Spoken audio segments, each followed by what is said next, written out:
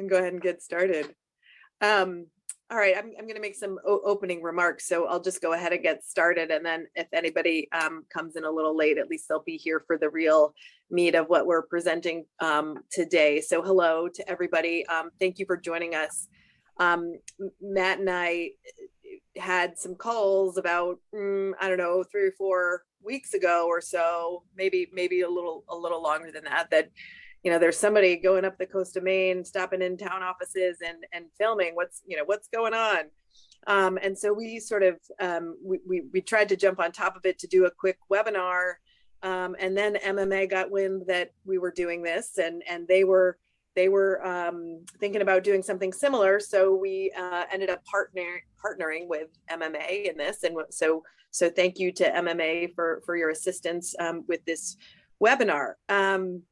So we are going to talk today about unannounced First Amendment audits, what they are, what you should know, and what you need to do. Just so you all know, we do have some clips that we share of recent audits, quote unquote audits that occurred. We have notified those municipalities who are going to be featured. So if you are on this and are thinking, oh God, oh no, but you weren't called, then you're in luck. So it's really just a couple, and just so everyone knows, the real purpose behind using those clips, and in most of them, we show that really everyone in these municipalities handled these auditors totally appropriately. It's really designed to show you what to expect, and also maybe in some cases how to behave. Just so you know, we will, I think we show all of these municipalities in good light, but we really just want to illustrate what to expect and what these things are all about, right? It usually involves at least one, sometimes 2 people who come in with cameras. Both of them typically have cameras. One, as you'll hear, is a backup camera. And they attempt to walk through all of the public spaces in your or all of the spaces, whether they're public or not. Matt and I will talk about that.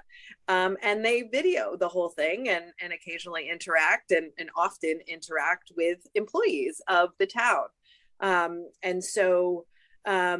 We are going to show you some clips, and this first clip is really designed to sort of show you how they often try to provoke responses, if you will. So without further ado, we will go ahead and show that first clip, unless Matt, you have anything to add to the opening remarks? No, let's go. All right.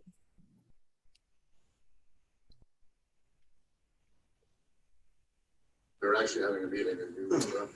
Perfect. No, you weren't interrupted. This is my office. This is the people's office. So Outside in the hall is. yeah, where are we? You were beyond the threshold. No, we weren't. Come on, I got a backup camera. Because then you lie like a rug. Like that, you're not in the business of lying. You're in the business of serving the public. We do serve the public. Not well. Okay.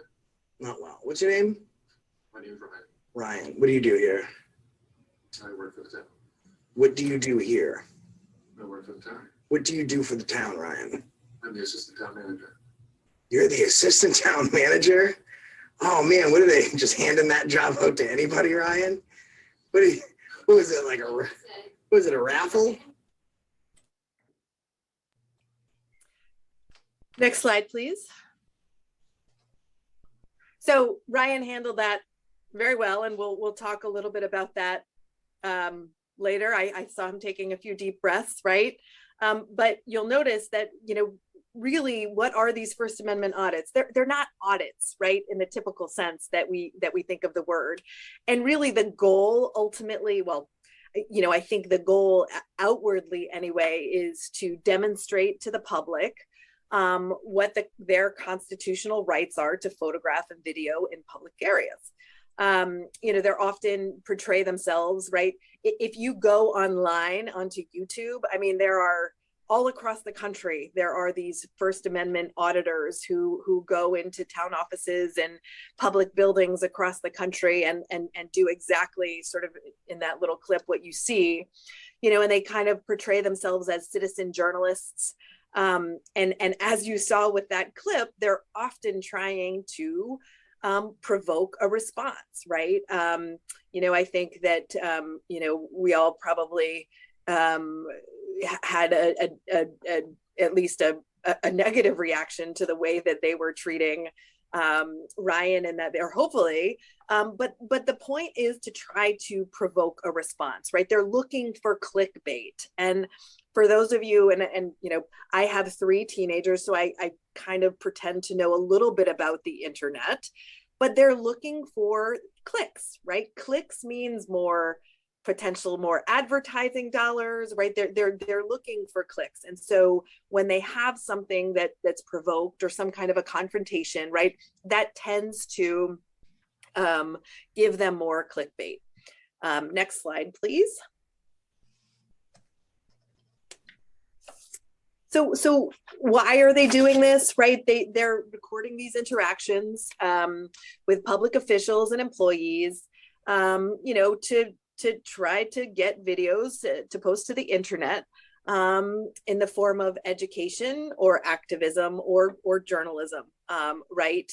And I think even in one of the clips, and we don't show this clip, they try to give a civics lesson to a couple of town employees, right?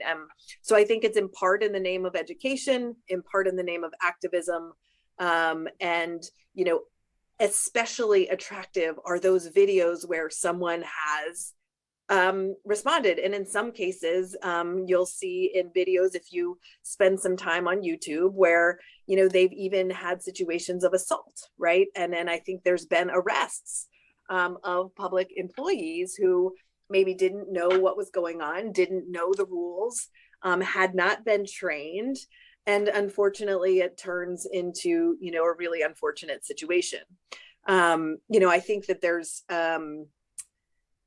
law enforcement seem to be their, police and law enforcement seem to be their favorite targets, but also anyone who's on the front line, right? Anyone in a town office who deals directly with the public. So, your clerks who are at the counter, or any of your payroll, or not your payroll, but your tax folks who collect, tax payments, that sort of thing. They are all fair game for, these types of audits, right? And they likely may experience this if they haven't already.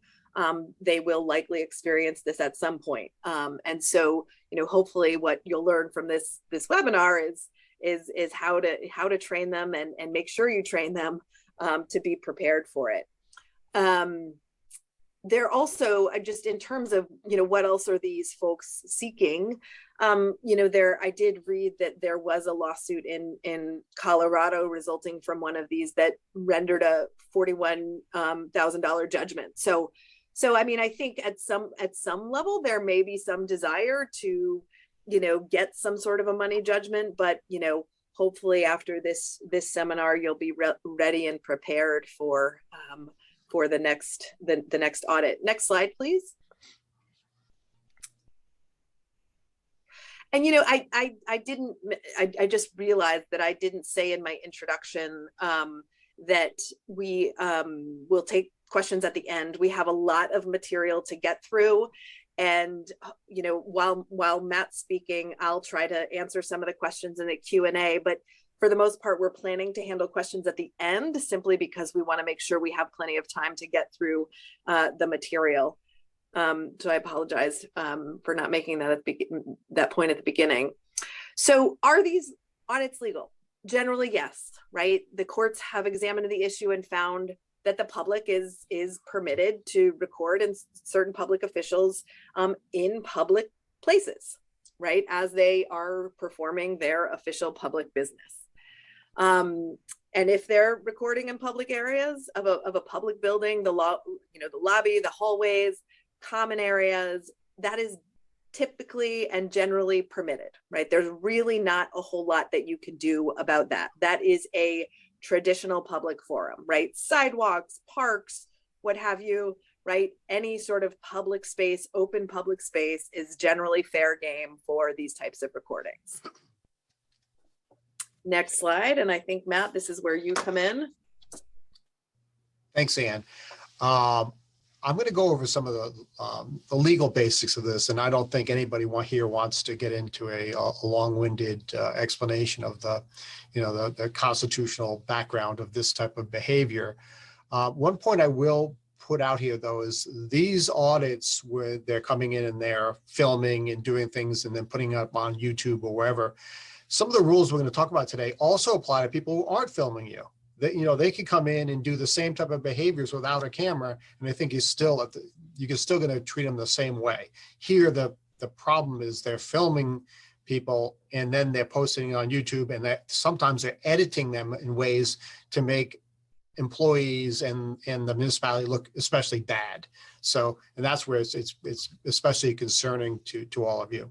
So, the forum, the public forum, and so part of what the issue here is that, and people who do this try and profit from or get into, is the difference between a public space and a public building and a public forum, because there's a difference here. You can have a public building, but there are parts of public buildings, public spaces that are not a forum, somewhere where people can gather and conduct business. And if you remember from your basic First Amendment rights, people have the right, First Amendment right of speech, the right to assemble, the right to petition your government. Those are basic First Amendment rights. And so that's what's being exercised here.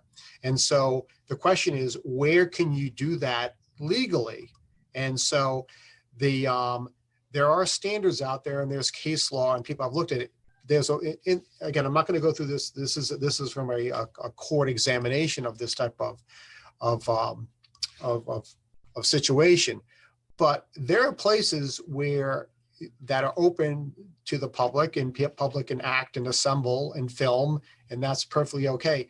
The question becomes, are there places where they cannot do that, where it's limited, and where there are restrictions that can be placed on it? And if you're placing restrictions on it, then the courts use something called strict scrutiny, which means you have to have a pretty compelling reason why you're prohibiting somebody from doing what they want to do. In this case, being in a public building or a public property, and then filming activities that are going on there. So there's that distinction there. So between just simply having a public building and a public forum, a place where you can be and assemble and assert First Amendment rights. So next slide.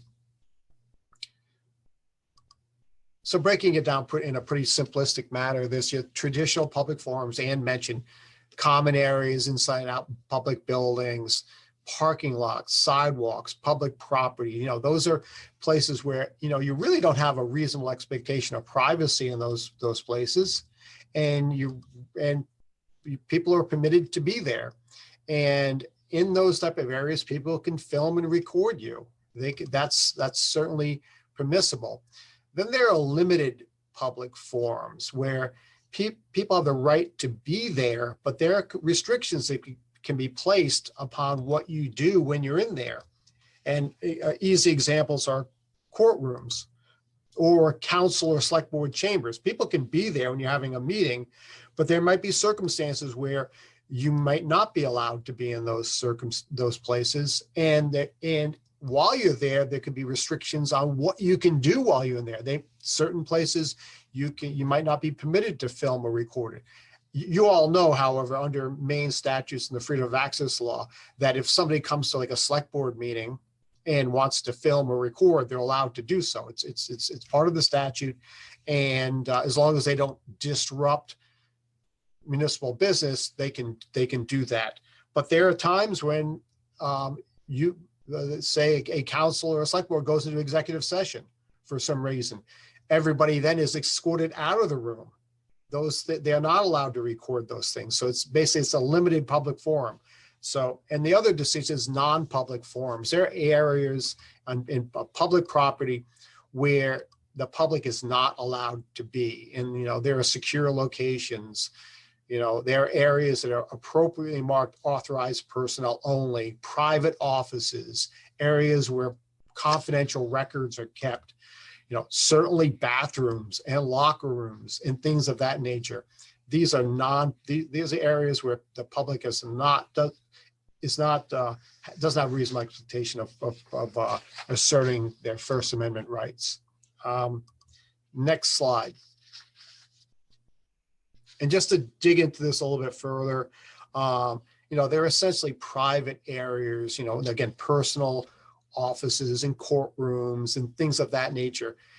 And those can be treated and marked as non-public forums. And that's something we're going to talk about, is designating areas that are non-public forums, where the people who do these audits and other people don't have an expectation of being in there. And so I say here, what's a rule of thumb?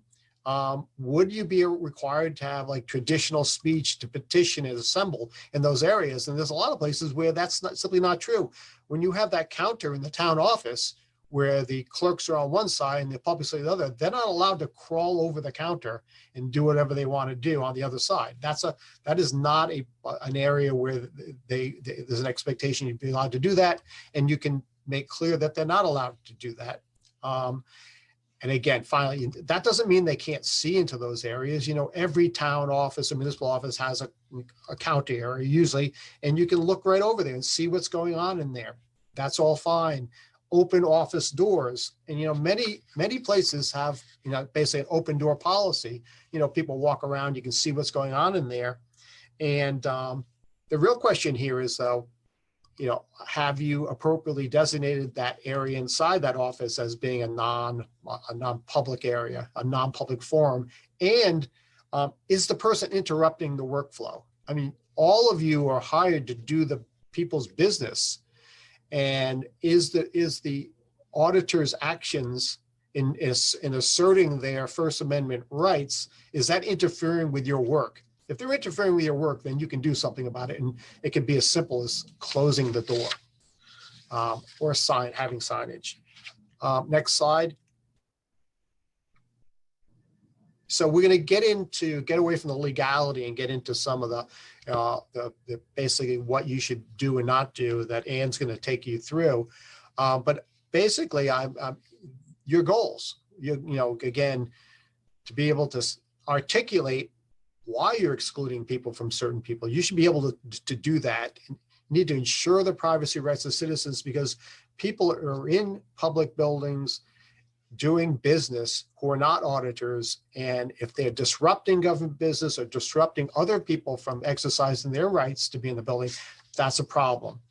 Public safety concerns, having a plan in place about what happens here. And part of that is educating yourselves today on what to do, ultimately serving the public. And finally, and I didn't put this down as a bullet point, but it includes ensuring that citizens who are exercising their First Amendment rights by being an auditor, that their rights are protected as well.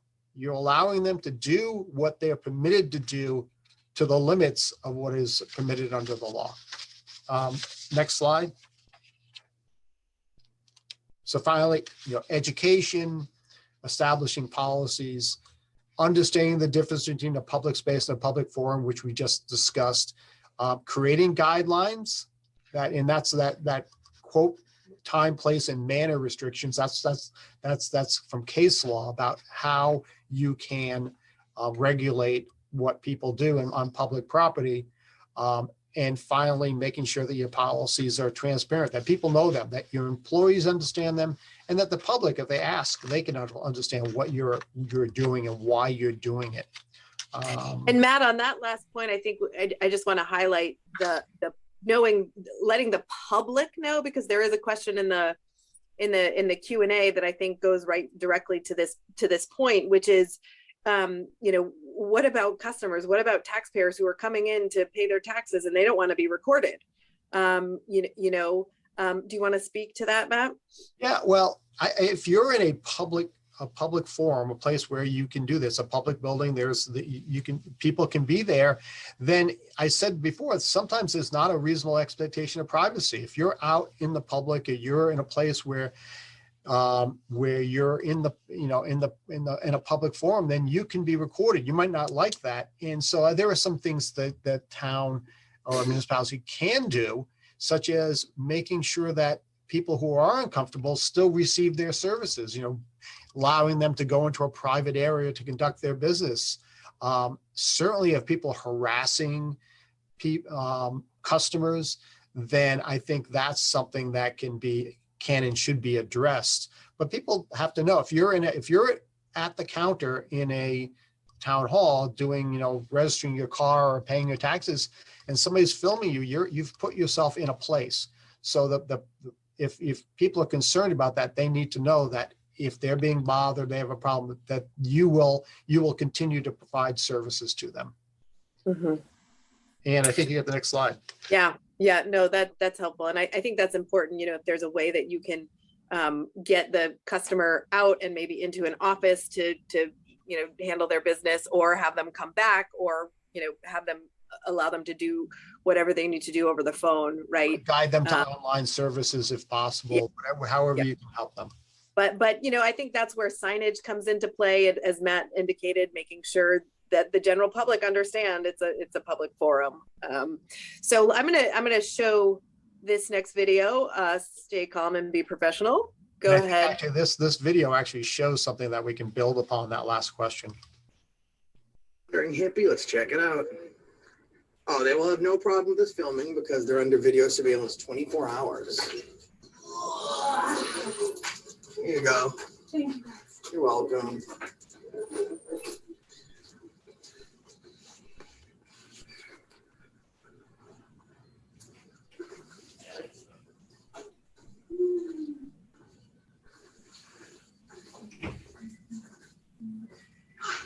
Hi. Is there something I can help you with? No, I'm all set. Thank you. You're welcome. Next slide, please. Can I just add right there? If people notice that, they noted that in the coming in that there was under 24-hour video surveillance. A customer coming to town hall would see that sign too and know that they're being filmed. So you really shouldn't have a complaint about being filmed when you've already been alerted that somebody else is filming you as you get into the town. But if they start to bother you, get up in your face, then that's when the town should be prepared to help those people. Yeah, so that was a really a perfect illustration of staying calm and being professional, right? The person behind the desk said, "Hey, anything I can help you with?" "Nope, all set." "Great, thanks." End of discussion, right? that was excellent, right? So first of all, you're going to obviously want to recognize the situation, and it's going to be pretty obvious, right? Somebody usually they have their iPhone on a stick or on a, I guess it's a stick. I don't know what exactly you call it, but selfie stick, or I don't know, right? And they're walking through town hall videoing, right? It's going to be pretty obvious who they are from the get-go, I think. And understanding their motivations, right? As we've already described in the beginning of this presentation, their motivations are education, activism, right? They want to make sure that they have a right to come into the public building and observe the public places. And my opinion is it's partially a test. They sort of say in one of the videos that, well, you guys should know civics, you should know you should know the law.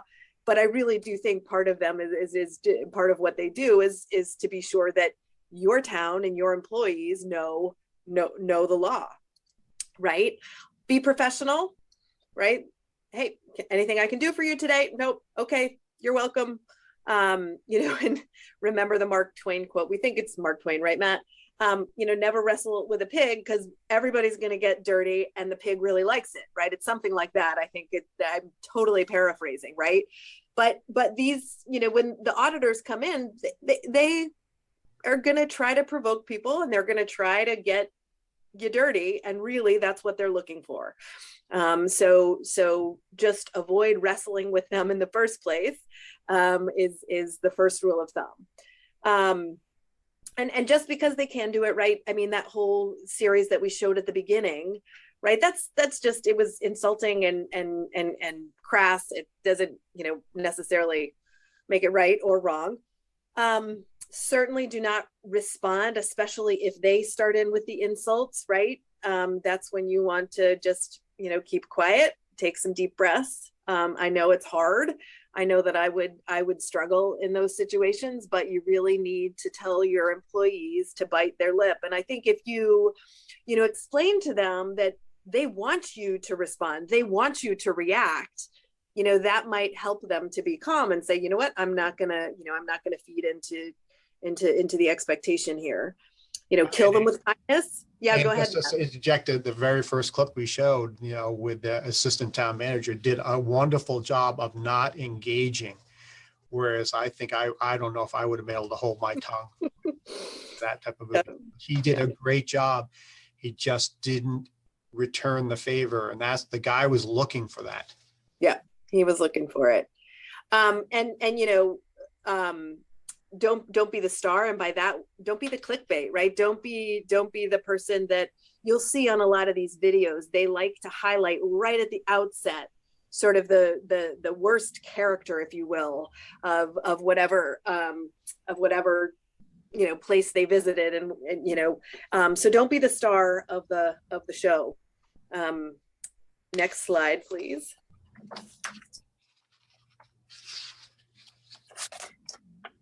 What if you feel threatened, right? I think that, disengage immediately. My sense in watching these videos is they will only react. They won't be, they're trying to provoke your reaction, but they're likely not going to be threatening in sort of they might be intimidating. It might feel intimidating, but they know enough not to be the first aggressor, if you will. So disengage immediately if you feel that, oh, this is going down a path I don't want this to go on, right? You want to disengage from that immediately.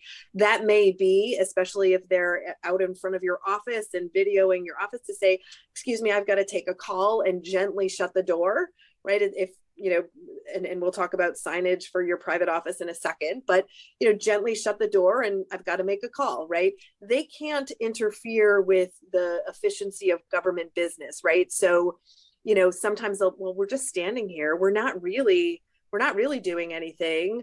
But, I think it's your right to say, okay, thank you, I'm taking a call, and gently close your door. Don't tell them that you're going to call the police, even if you are, right? Because they're going to love that, right? That is going to be clickbait, clickbait right away. You may want to call the police if you really do feel threatened or harassed, or they're standing in front of your door and you feel like you can't go anywhere. You may want to do that, but don't tell them, right? Don't say, I'm, 911. Do not. So if they do come, and there are some videos that illustrate this, but if they do come to the window of the front office, and you need to confer because you're like, oh, I'm not really sure what to do. Don't confer right there in front of them, right? Maybe step into an office and make a call if you're not really sure how to handle it. But they love any sort of reactions to what they're doing that may seem negative, or make them feel like, ooh, we're suspicious, right? They love that stuff, right? So step out and maybe step into a private office and make a call if you're not really sure what to do. And certainly if you're feeling threatened or harassed, right, there are limits, right? They're not allowed to harass you. They're certainly not allowed to physically touch you or assault. So that there are limits, right, to what they're able to do. And always keep in mind what they're trying to do, that clickbait. That's what they're trying. They want clickbait. They want you to overreact, right? They want you to do that. So keep that in the back of your mind, and make sure to educate your employees to keep that in the back of their mind. Don't be their clickbait. Don't be their star performer. And they will. What if they threaten your job or bring a complaint? They will. And we have a video where, somebody was, these auditors felt that this particular employee treated them really poorly and was not very nice to them. And they actually went to HR and said, what are you going to do about this guy? I think you're going to fire him because you know what? This has happened before. And, you know, I'm a betting man and I bet I'm right. He's going to lose his job. He's not going to be here in 3 days. They will do that. They will say things like that. But they don't have any authority. And certainly in that particular situation, the HR director handled it very well. She said, it's a personnel matter. I appreciate you coming forward and, you know, I appreciate you letting us know, but this is a confidential personnel matter and we will, you know, we will handle it accordingly. You know, to which he said, well, no, it's not confidential. He's a, you know, he serves the public. And she said, no, this is a confidential personnel matter, right? And this is going to come in down the road when we talk about know the law, right? And the importance of knowing what truly is confidential and what is public, right? So that was actually handled really well in that particular situation. But they can't, they might bring a complaint, right? And they can do that. You know, but as long as you're, you know, handling it appropriately, remembering not to be their star, remembering you don't want to be clickbait, and you stay calm, they should leave. And in fact, in all of the videos, shouldn't say all, but in most of the videos we've seen where it's like, hello, can we help you?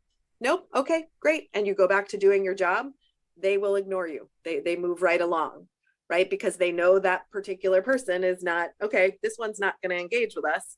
So we're going to move on.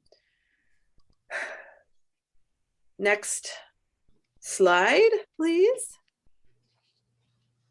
You know, these are the kinds of things, these are direct quotes that Matt and I have in preparing for this and watching other videos and that we've actually heard them say, you know, I'm your boss. I'm a member of the public. I'm your boss, right?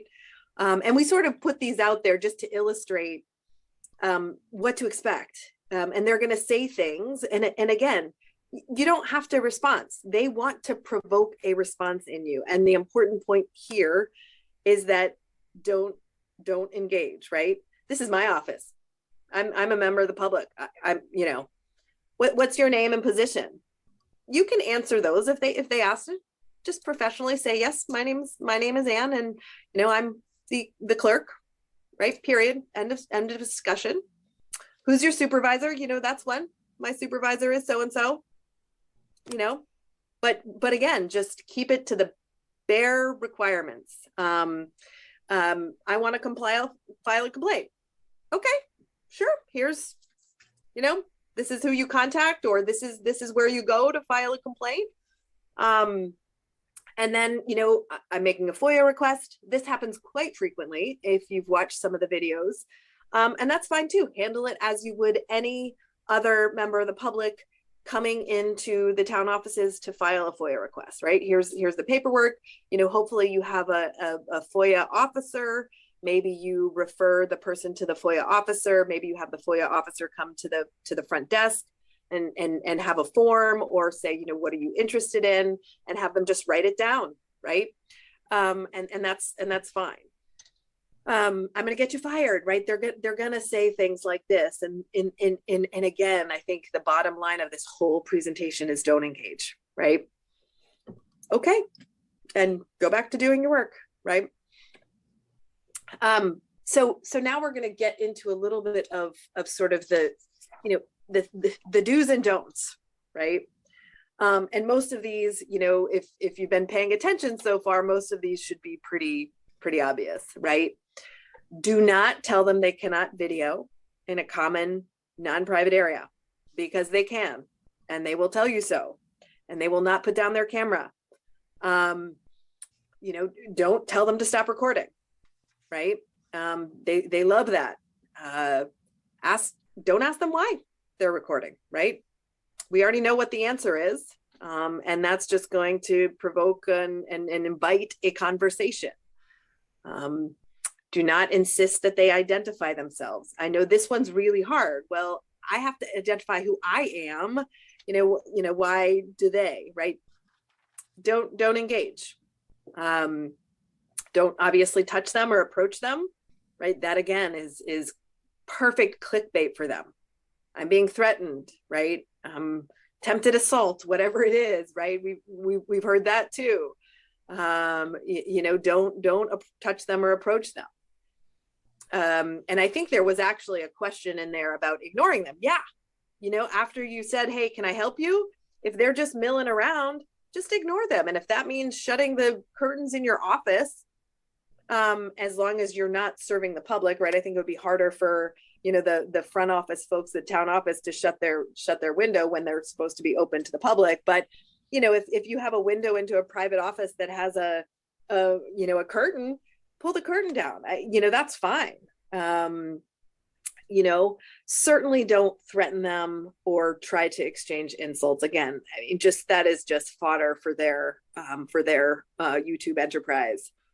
And I'll just add in here, it's a lot of these ones that we've looked at, a lot of them, and they seem to be doing quick hits, and they're going from town to town to town. That's what they did there last time. But they want content.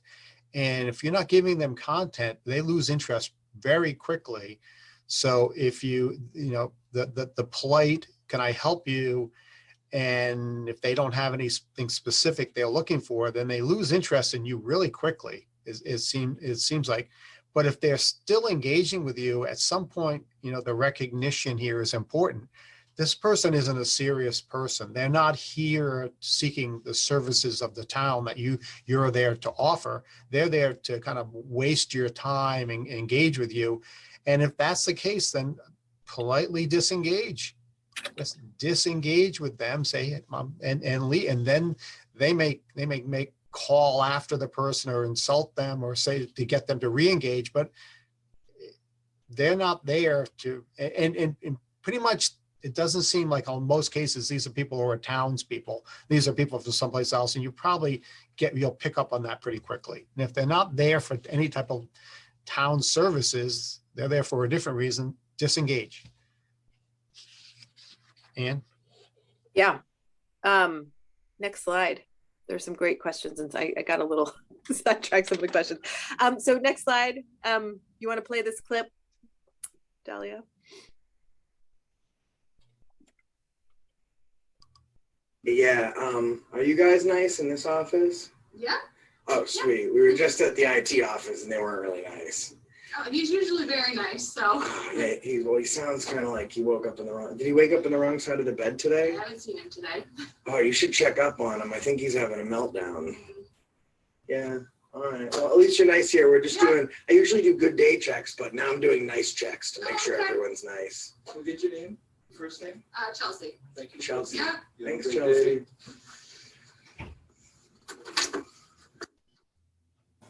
So again, right? Did you hear how he was really trying to provoke her into, oh, well, he's really having a bad day. This terrible, terrible guy, right? And Chelsea just sits there. Okay, thank you. All right, no problem. Have a good day, right? That's what we're talking, and that can be difficult for many people. I might be one of those people, but that is how you handle it, right? Be professional. Ask them if there's anything you can assist them with. And wish them a good day, right? Okay, thank you, no problem, right? Because that will, that is your best defense, right? Against becoming clickbait somehow, right? Next slide. And next video, I should say.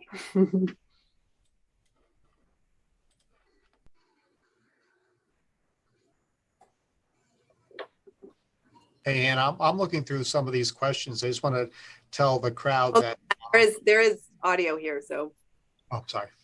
Oh, the door will be locked. This place has been done. So You can tell by the signs. Due to confidentiality, the door will be locked. No walk-ins. Yep.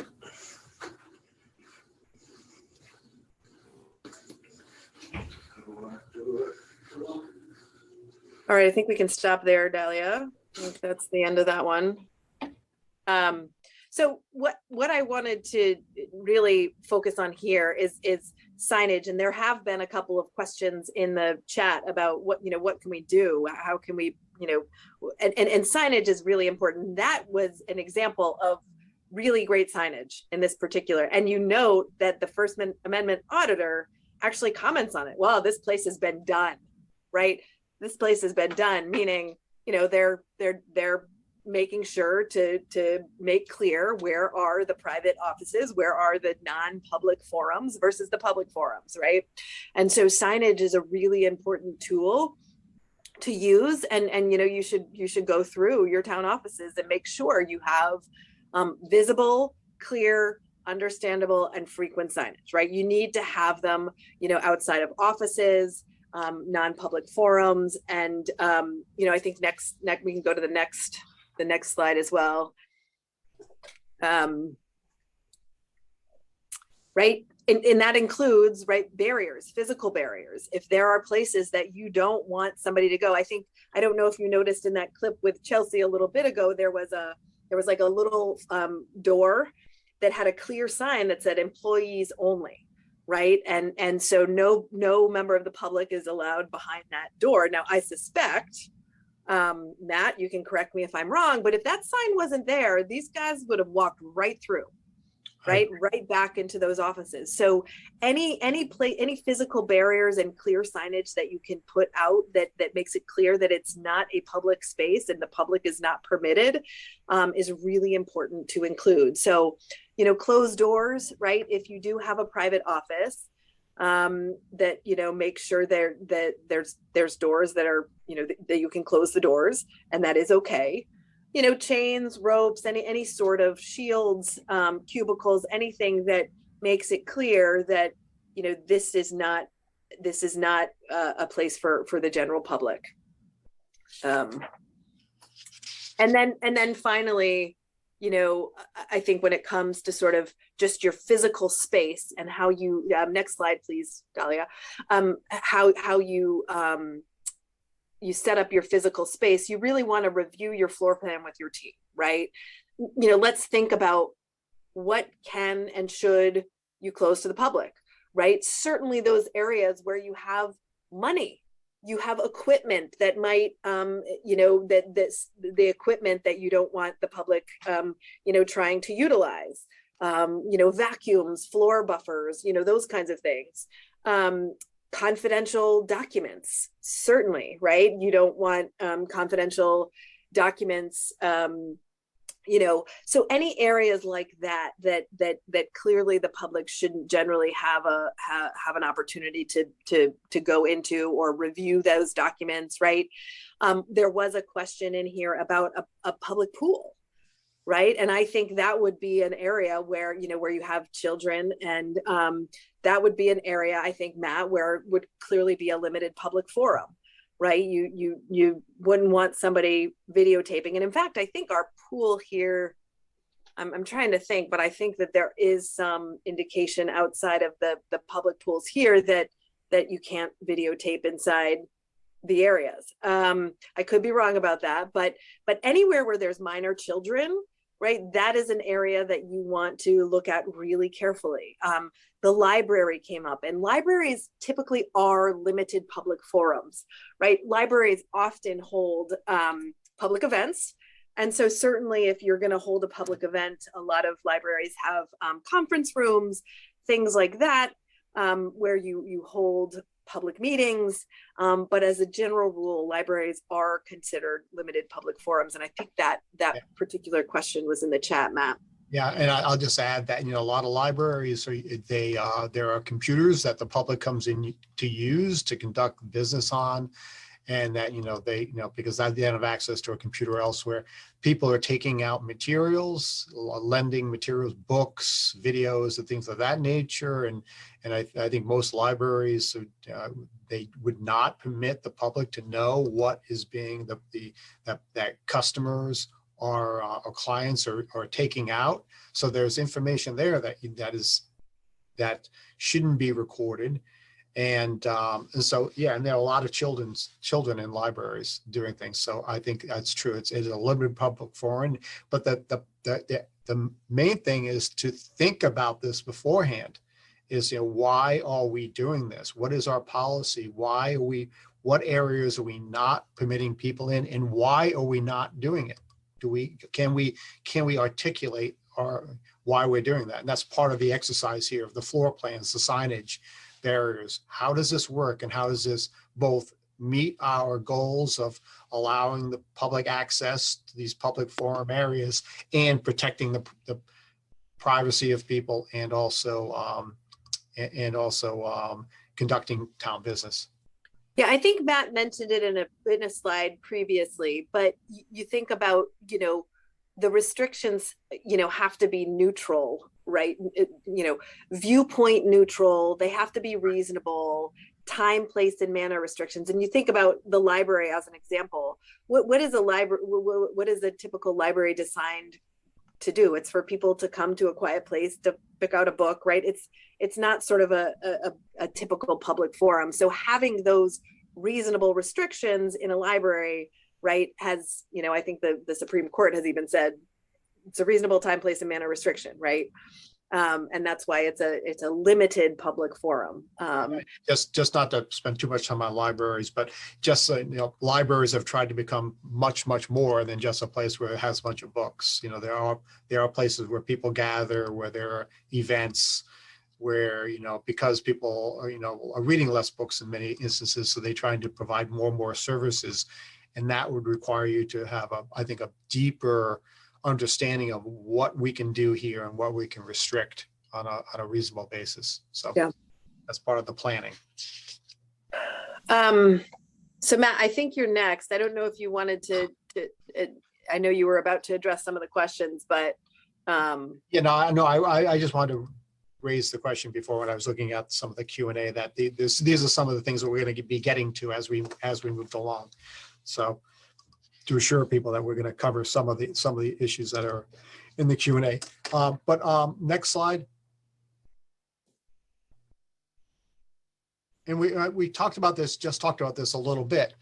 If you're going to be doing this analysis of the public buildings, public places, then it may be helpful, although not required, to have a policy on limited access. And here's just one that's floating around out there. Limited access areas, or where certain people, certain employees, elected officials, are permitted, and then other people, members of the public, are not permitted, but only on a limited basis. And that's part and parcel of your prior analysis of why should people be allowed here? Why shouldn't they be allowed here? What are we trying to protect? So this isn't intended to be the perfect policy, but it is one that articulates why we're doing it, why you as a municipal entity are doing this. And this is in coordination with your signage. But this is the justification. If you were challenged as to why aren't I allowed back there, then you have a policy. That's why you're not allowed back there. We've done this analysis. Next slide. And this is, again, is not intended to be a perfect policy, but it is intended to explain and articulate to employees why we're doing what we're doing here. And this one is geared towards dealing with this type of situation that we have right here. And again, I won't read it all through, but refrain from engaging with them, monitor them, don't engage with them unless they violate a rule of conduct, that sort of thing. Employees who don't want to be photographed or recorded should go to a limited access area that you've already designated as an area. They can go to that area. Not required to respond to questions or demands, and should refrain from doing so if possible. I mean, you want to serve the public. If somebody asks you a reasonable question about something, yeah, you want to engage with them. But here, part of this training, what we're doing is you're engaging with somebody who's not there because they want to pay their taxes or they want to get a driver's license or do all those other type of things they want to, that you do. They're there for a different reason. So if that's why they're there for, then you really don't have to engage with them besides a very limited amount. So this is guidance to employees of what to do. Again, if you're going to invite family members or others behind or members of the public who are concerned about the way that this is what's going on around them with the auditor, then you have a policy that says this is what we'll do. We'll invite them to a limited area, access area. And finally, we've already mentioned this, treating FOIA requests in the same manner as everybody else. And a lot of these videos involve FOIA requests, particularly if the engagement is going south. Then they want to FOIA records. Well, I'm going to FOIA that. And it's somewhat infuriating in some of them because they won't give their name. They'll just give like you send those records to abc@gmail.com. No name, no anything, just send them there. And frankly, they're permitted to do that. That's if it's a public record. Go on to the next slide.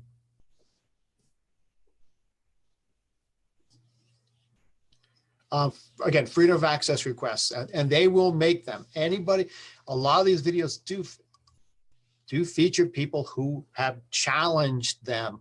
Don't record me. What are you doing here? Why are you here? And then they start FOIAing. And as you know, a lot of personal records for public employees are public records. And one of the things they'll do is they want to get your wage records that you've crossed them. Now they want to know your name and they want to get your personnel records, and they can FOIA them, and like things such as your wage records or disciplinary records that are final disciplinary records. Those are public records, and you see them do them, particularly with police, that if they get crossed, they're going to try and get that information so that then they can post their video and post information about you personally, your name, how much you make, personnel records that are, including disciplinary records. Very concerning, but they have the right to get it. So another reason why not to engage and not to cross them. Another thing we've seen in videos they are recording people, and then you as an employee, you start recording them back. I mean, you pick up your phone and I'm recording you right back. And what their response is, and I have to take them aside, they know the law for the most part. They're pretty, sometimes they don't know the law and they say things that are not true, particularly about FOIA records, but they do know some law. And one of the things they seem to know is not to bother members of the public who are in there filming. So that's a concern, but they seem to know not to do that. They seem to know to stay away from children. They know that's an area where they could get into trouble.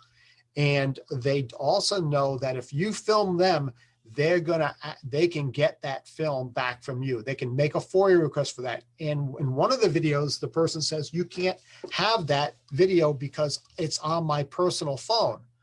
Well, you should all know that if you are using a personal device on town or public while you're being paid, then that device, even if it's not issued by the town and municipality, information on it can be subject to FOIA. So it's always a good reason not to use your personal phone for a town business. But if you record them, they can not only get the device, they can get the recording, and then you're in a real bit of trouble. So don't do that. Don't record them back. Again, treat them like any other person. Know your FOIA basis. You should have a FOIA, a freedom of access officer. If you get these requests, and that they should treat it. Understand you don't have to, with anybody, provide information beyond basics, just records. A FOIA request is for public records as defined under the statute, and FOIA goes into all sorts of areas. That's why you have a FOIA officer and FOIA training, because it can be quite complicated. But sometimes they want information. They don't want records, they want information. You're not required to give them information. Understand that. You don't have to create records for them too. That's a FOIA basic. A lot of times a FOIA request will ask, do something for me, create some documents. No, you don't have to do that. You just have to give them public records that already exist. You don't have to create anything. And then don't engage with them about the debates about the parameters of FOIA. We've seen in some of these videos, they get it wrong. Well, they can get it wrong. Don't get into a debate with them. Just ask them, well, what are you looking for? And then, you respond like any other FOIA request, which frequently includes denial of the records because it's not a public record or something that has to be produced. So don't debate with them. They're looking for that debate. So don't give them what they're asking for. Next slide.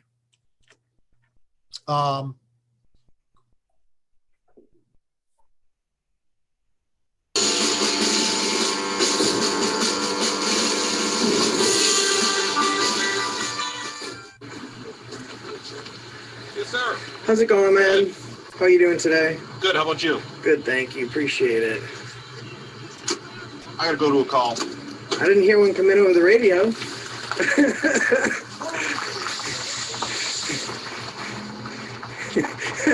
You almost ran me over. It's crazy.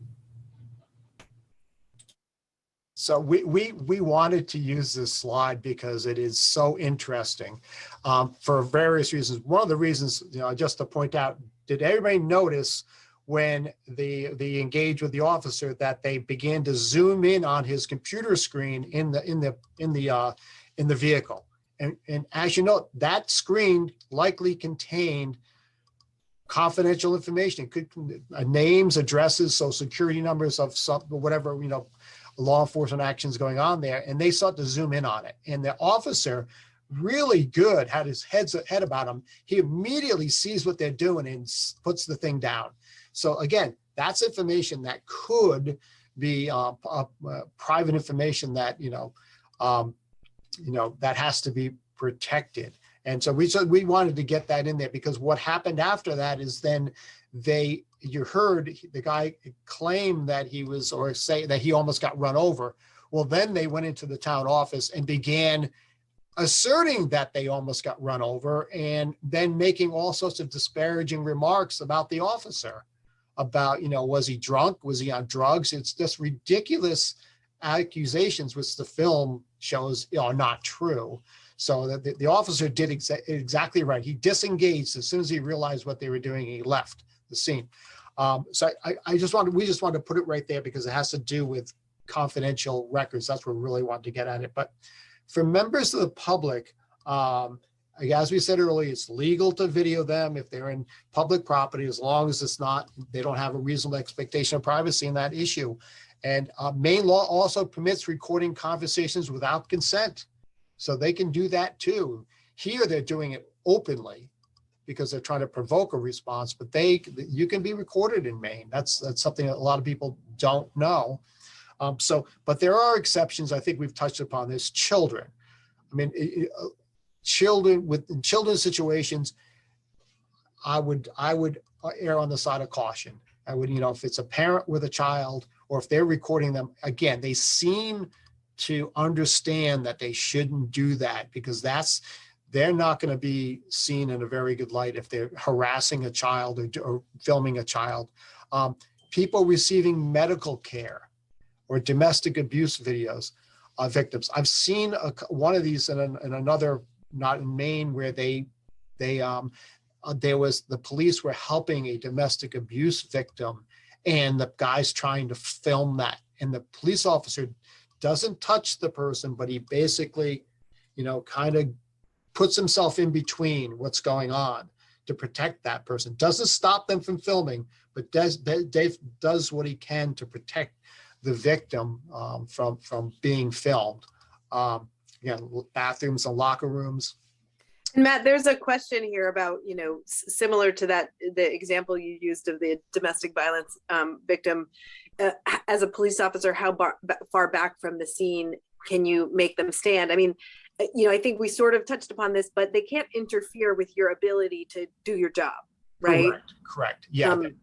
I mean, a lot of police officers, if there's a crime scene or an accident scene, you want to keep people back a certain space from if you're engaging with somebody. A lot of this a lot of these activities kind of stemmed out of the Rodney King situation, not 20 or 30 years ago now, and of filming police. And so if they're interfering with your ability to carry out and provide public safety, then I think you can tell them to move back. And if they won't move back and they are indeed interfering with your ability to provide the services you're hired to do, then I think you can take that into account. There was another situation that I had a few years ago where people like to go to fire scenes and kind of get right up in there and with the people buying fire services, and they were being told to step back. Again, if they're interfering with providing public services, then that's when you can tell them to back up. Again, be polite, and if they truly are interfering, then I think law enforcement can take action. Yeah, and I think when the safety is an issue, right? And that would have certainly been the situation. I think you can, that's when you want to probably call law enforcement, or you want to get law enforcement involved, right? Is if their safety or the police or firefighter safety is in jeopardy. Next slide. I think we're going to address we're getting very close to our time here, but again, a lot of these things do focus on police and police stations. There's certainly in a police station there areas in a police station where the public is not allowed to be, and but they do encounter people, as you see, in a parking lot. That's where they'll try, or on actually a scene. Again, that's a discretion issue. Are they interfering with you providing services? And, fire stations as well. I mean, people cannot wander around the fire station, and because there's equipment there, and an alarm can go off at any second. So there, again, signage and restricting areas that public is not allowed to be in those. It's very important. Public works as well. Public works garage can be a dangerous place. There's a lot of equipment, and also public works scenes. You may be working on public property away from it. Those are public areas, but again, signage, tape, restrictive barriers to keep people away. Can they film you while you're doing that work? Yes, they can. But you need to, safety is always, performing the job and safety are always the priorities. And if people are interfering with your ability to perform the job, or if safety is involved, then you can engage with them to tell them the way. And if law enforcement has to get involved, then they do. It's a close call, because that's what they're looking for. But, ignoring them is always a good option. But if they are interfering with services, then I think you are compelled to act. We talked a little bit about libraries. Parking lots are another area.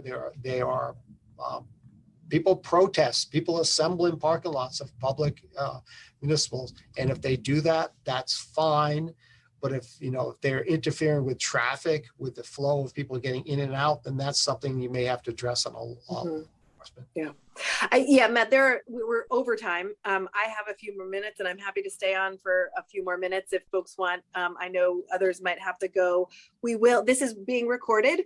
So if you have, if you want to rewatch this, or you want other employees to watch this, right, this is being recorded.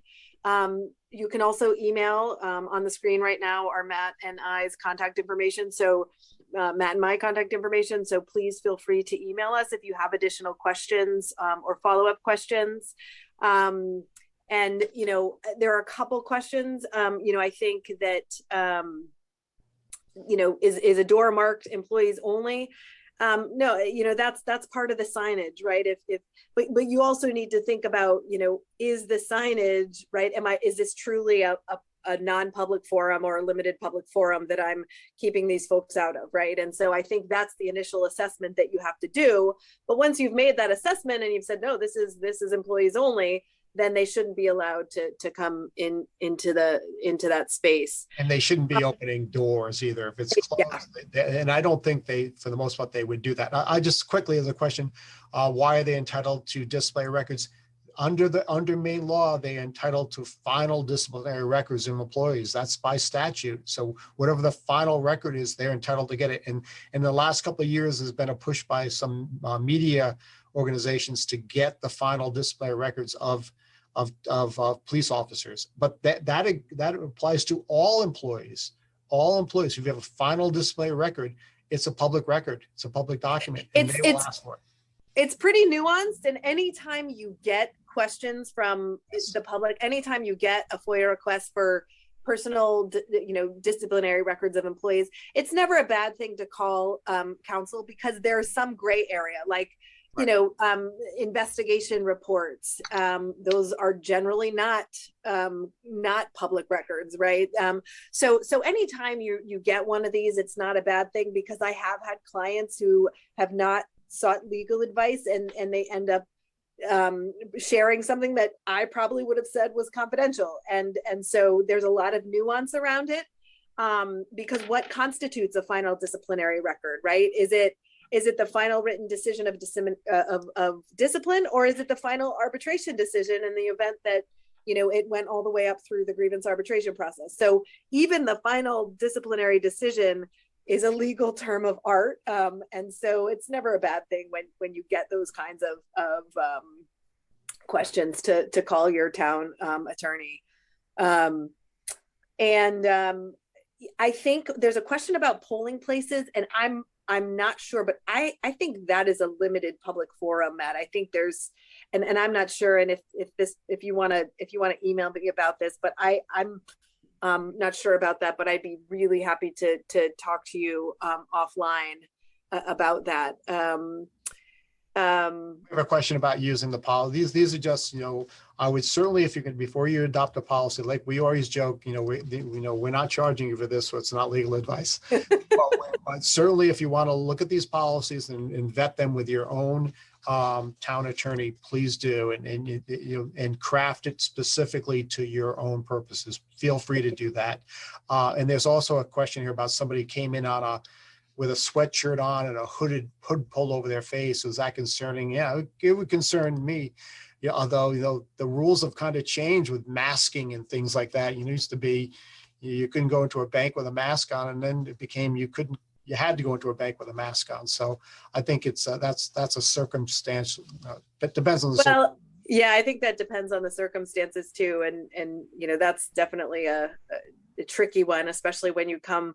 Well, what headgear is permitted because of, for religious reasons, et cetera, right? So that gets a little bit nuanced, as does the question about, is there a limit to free speech in public places, right? Yes, there are limits to free speech in public places, but, again, it's we're talking constitutional rights. So if you want to limit speech in public places, this is definitely something you want to talk to your town, your town attorney about, because there are certain things that the Supreme Court of the United States has said, yeah, generally obscenities, shouting fire in a movie theater, right? Sort of the obvious places, but threatening to kill somebody.